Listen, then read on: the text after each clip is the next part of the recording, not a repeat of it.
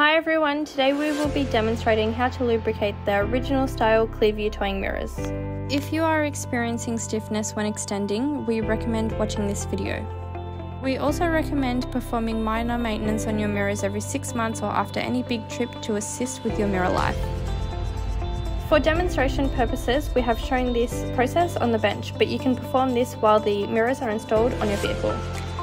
First, you will need to begin by extending the mirrors into its furthest position. And with your fingers, push the inner corner of the lower glass inwards and the upper flat glass upwards to present the mirror arms. With some dry lubricant, spray the two mirror arms as demonstrated.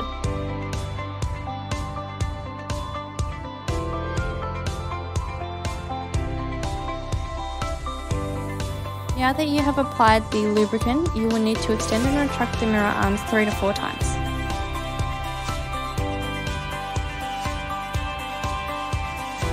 Now that your mirrors are lubricated, you can reset your lower and upper glass to your preferred view.